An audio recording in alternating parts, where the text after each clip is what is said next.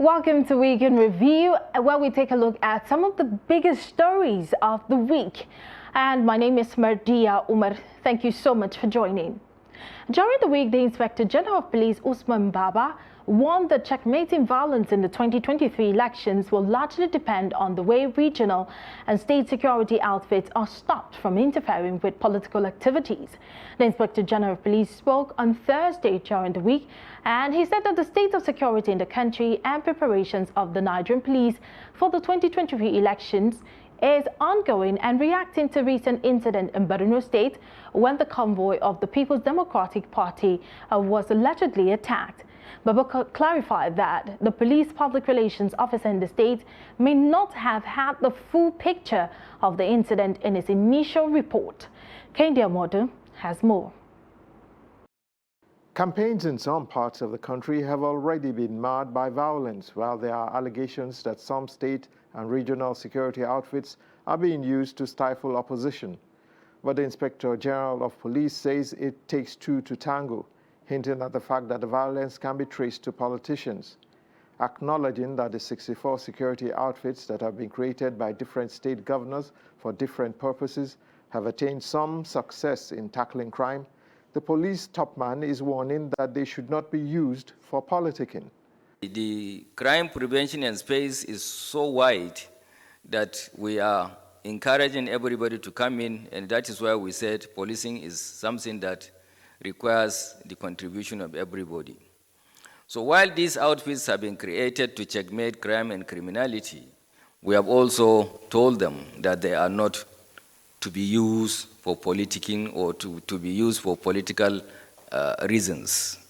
There have been attacks at political campaigns in Kaduna, River State, and recently Borno State, in which the convoy of the People's Democratic Party was allegedly attacked. The assessment of the state public relations officer might not be completely conclusive, as he reacted to what had happened very quickly. And I think we have a total team that will assess what had actually happened and the extent of what had happened based on various presentation that is coming out from members of the public, from the APC, from the PDP, from the police.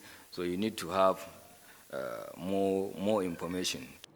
Speaking on travel advisories given by foreign missions on the security situation in the country, the Inspector General of Police says the warnings were not dismissed as mere alarm. The government has not dismissed what had happened because they have also informed us of what they foresee as threats.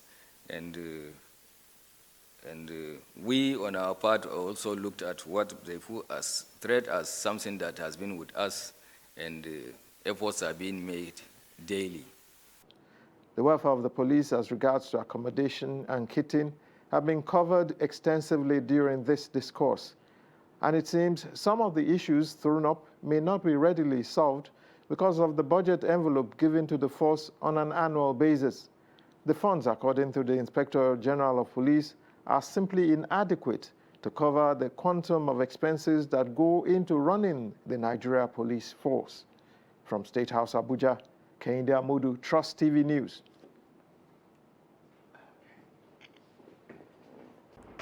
And still on electoral matters, the Independent National Electoral Commission, INEC, in the Federal Capital Territory has scheduled 2 weeks for the display of the preliminary voters register to entertain claims and objections ahead of the 2023 polls. The Commission also calls on registrants who successfully completed their registration for the voters card to take advantage of the ongoing collection of the available PVCs and notified by text messages. Trust TV's Aisha Saliu reports.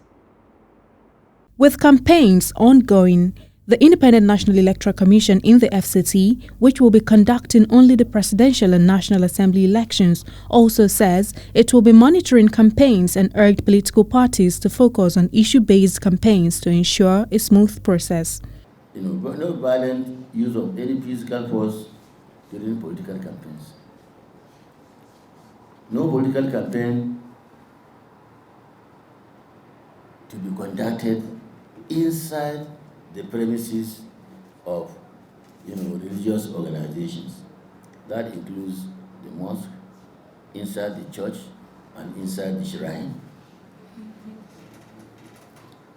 No political campaign will be based on ethnicity or religious persuasions, and that we should avoid free speech, hate speech. On the state of preparedness for the conduct of the 2023 election, the FCT INEC said preliminary voter register is to be released from the 12th through 25th November 2022.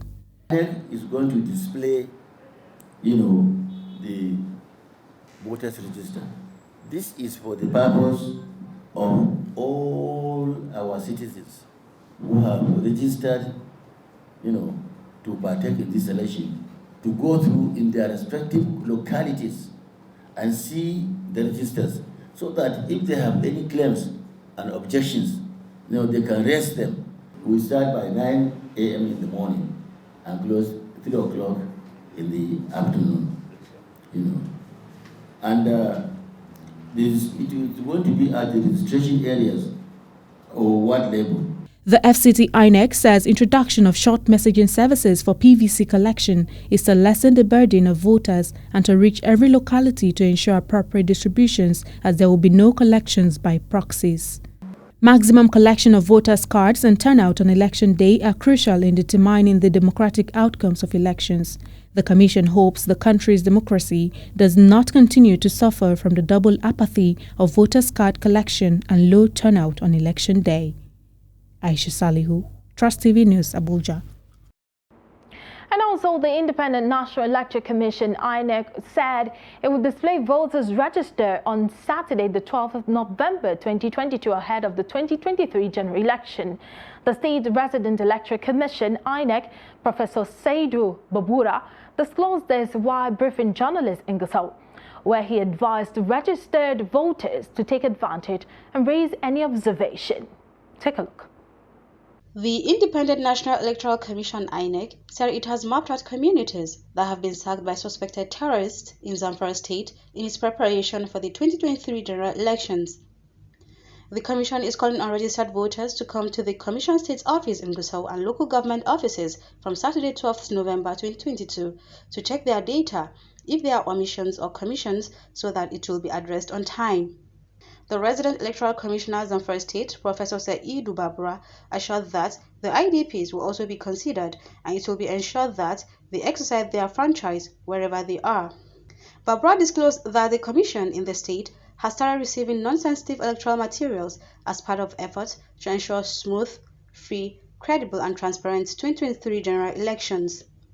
Saturday, 12th of November, the voters register 2011 and 22 registers will be displayed in the INEC office, head office here in this office, as well as in all the 14 local government areas in Zamfara state.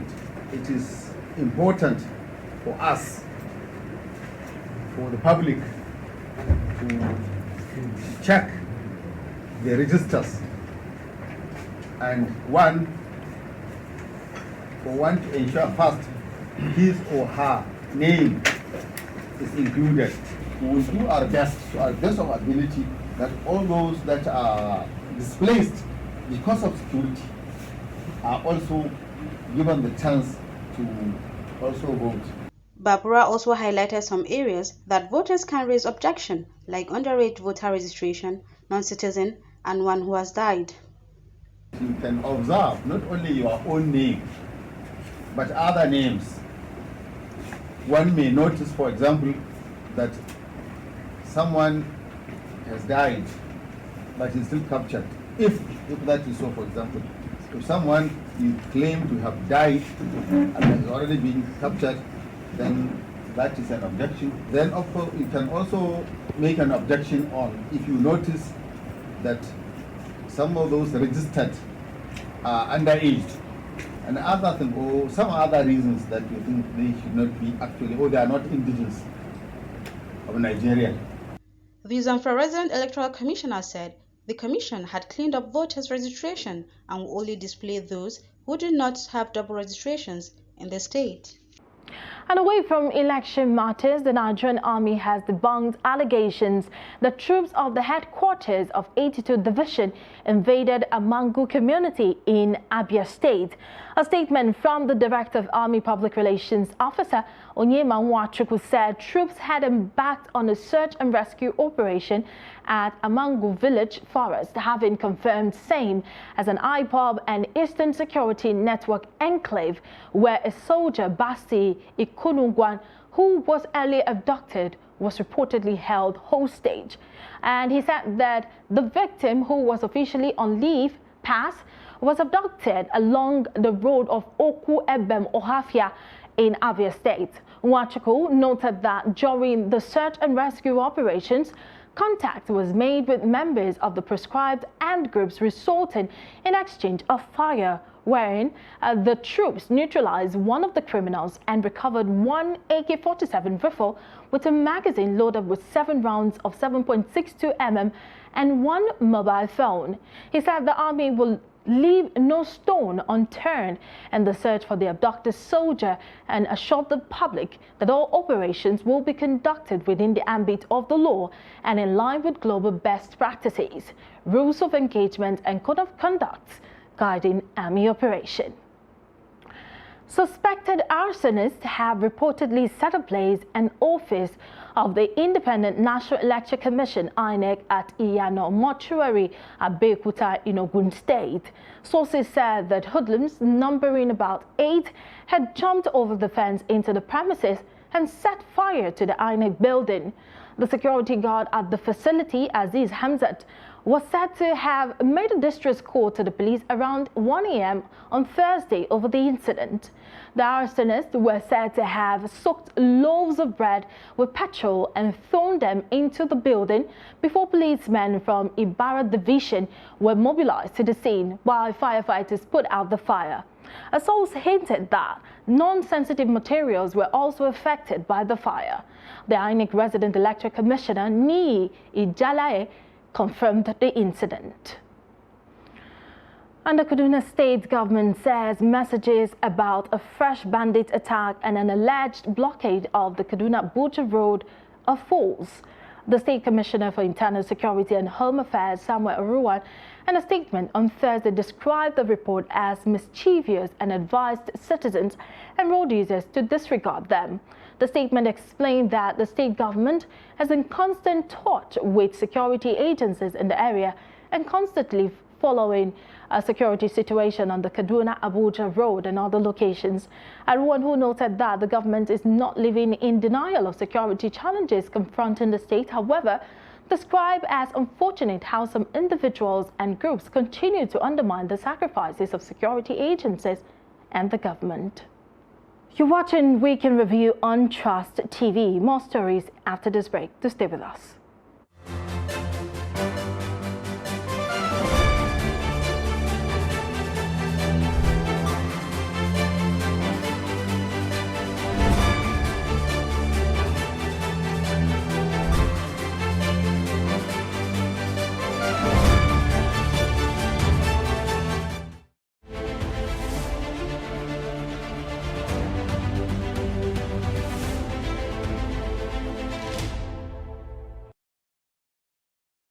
Welcome back and thank you for staying with us. This is still Week in Review on Trusted Television. And moving on to more stories, the Nigerian police have arrested 7 suspects over various offences, including criminal conspiracy, armed robbery, vehicle theft and cheating. Parading the suspect, the Gombe State Commissioner of Police CP Ishola Babaita reaffirmed the command's determination to rid the state of criminal activities. Ibrahim Ismail reports. These suspects were alleged to have been involved in criminal conspiracy, house trespass, armed robbery, vehicle theft and fraud. According to the police, these suspects have specialized in armed robbery and vehicle theft. On the 3rd October 2022 at about 06:30 hours, following a distress call of armed robbery attack in the house of one Isaiah Jallo, male aged 64 years old, of Federal Low Cost Gombe, where one Corolla LE vehicle.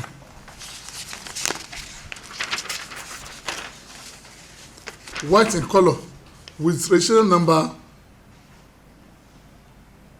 BWR 351CH Abuja FCT was stolen along with original particulars and other valuable items including laptops, GSM phone, jewelries and wrappers were carted away by the hoodlums. Some of the items recovered from the suspect include vehicles snatched from Kano and Katsina State, among other items. The incident started on 1st October 2022 when we first planned to steal this Corolla vehicle with one Abdullahi. Then Abdullahi called one of his friends, Mukhtar, from Kano. In the initial stage, I showed them the house and they say they have a key that when they open the house, they will open the gate, bring the motor out and move with it. That when they sell it, they will settle me. So after the whole incident, Abdullahi did not go. Mukhtar mobilized 2 people with him, making 3. They entered the house, robbed them and collect the motor. From there, they went to Kano. Meanwhile, I don't know the people he mobilized. I know them in the state CID when they brought us here at the end. So I'm the first person that started the work. All suspects will be charged to court for trial. From Gombe, Ibrahim Ismail reporting for Trust TV. The Nigerian Immigration Service has warned Nigerians to be wary of what it termed the dire consequences of smuggling of migrants, which the agency says could lead to severe abuse and exploitation. The controller of the Oyo State Command of the Immigration Service, Isa Adam Suleiman, who gave the warning in Oyo, decried the dangers inherent in irregular migration while also lamenting the massive exodus of the nation's brightest minds out of the country in search of greener pastures. The immigration boss described the smuggling of migrants as a clandestine crime and advised youths across the country to join hands in the nation-building process, while also stressing that Nigeria had the capacity to be a prosperous nation. Sensitized people on ASUU, as sponsored by our development partner, the NDDC, against SOM, what we call smuggling of migrants. So it is very important, in collaboration with others, with agencies and the public. So let people know the other aspects and the menace of smuggling of migrants. So the hard time people know that it is becoming too much of people living outside the country without even know where they are going. And at the end, the result is negative. That we want to stop. Nigerians should be very careful, to be wary of lofty promises. I want to advise people to stay back and let us salvage the nation together. It will be better for us. That's my advice to Nigerians. We should do everything that we can do to increase perception among the people so that people will understand what human trafficking entails and, of course, smuggling of migrants. Not many people understands what the difference between these two. And, of course, the difference between smuggling of migrants, human trafficking, as well as immigration itself. So why it is okay for anyone to migrate to wherever they feel it's okay for them, but the irregularity is there, the evil there, the means, and that is what we need to pay attention to. And so when people gain knowledge, then they will become aware of how to protect themselves against the evil. But one thing we can be sure of is that human trafficking tends to continue to be on the increase. It is highly prevalent now, and the evil is that of exploitation. The extent of the exploitation, no one can decide it even from the beginning. Sometimes it even affects humans' life. And so that is why we need to do all that we can by letting people know what going to the public places, sensitizing the people, building capacity of everyone on the steps they need to take to prevent And in the case of events of human trafficking, how to make reports appropriately and to take steps to address it. The Niger Delta Development Commission, NDDC, has commenced repairs to restore vehicular movement on sections cut off by flood on the stretch from Rivers through Bayelsa to Delta State on the east-west road. Inspecting the restoration works at the failed stretch of Ihuike, Ahoada East Local Government Area, Rivers State, NDDC Acting Managing Director Emmanuel Audu said the intervention has restored the link between Rivers and Bayelsa states. The destruction of the section of the road by flood had in the past few days cut off access to some parts of Delta, Rivers and Bayelsa states. The east-west road for the emergency repairs include Ahoda in Rivers State, Bayama in Bayelsa State and Patani in Delta State. Speaking during an inspection of the restoration work at Ihuiku community in Ahoda East Local Government Area of Rivers State, the NDDC Acting Managing Director said though the devastation is massive, he expects impressive progress by the contractors handling the repairs in the shortest possible time in the interest of the people of the Niger Delta region who have endured a lot of pains on account of the flood. It's like a miracle has happened because look at it, now we are standing right where there was a huge lake, okay? They removed the median and the water flow increased and now they are able to access the site and we can see vehicles passing. There are about two more sections like this, the one at Mbiama and the one at Patani. Okay, hopefully they should finish here in a few days and move down there. The whole idea is to allow a continuous thoroughfare for our people. The NDDC boss, while appreciating President Muhammadu Buhari for his prompt intervention, commended the project contractor on the progress of the rehabilitation work so far. He said the damage done by flood on the area is severe and huge, but assured that measures to make the road motorable in the shortest possible time would be taken. The fact that we could get up to this point in just a few days, just about 3 days they moved down here, that means they are actually serious with the job. I'm impressed. On behalf of the people of the Niger Delta region, it's good to have a president who listens, who hears your cry. And this actually is flowing from the fact that the president gave this order. They have been putting a lot of pressure in order to make sure that this road will be motorable.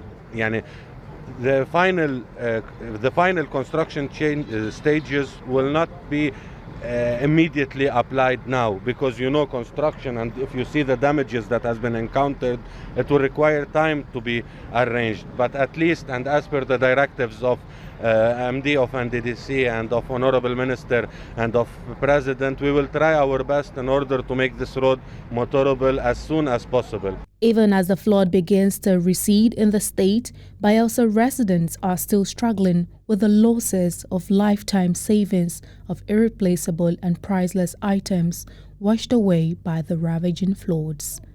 Senator Ali Ndume has called on the federal government to resolve its lingering crisis with the Academy Staff Union of Universities, ASUU. The senator said that the way the federal government is handling the negotiations shows a lack of interest as it is not directly affected by the crisis. He warned that failure to settle the demands of ASUU will lead to total collapse of the education system. He further stressed that if the federal government could not borrow huge loans for the budget, it can also borrow or slash National Assembly salaries to pay outstanding 8 months' salary of ASUU and other demands. He's been paid as a lecturer to 130,000 naira.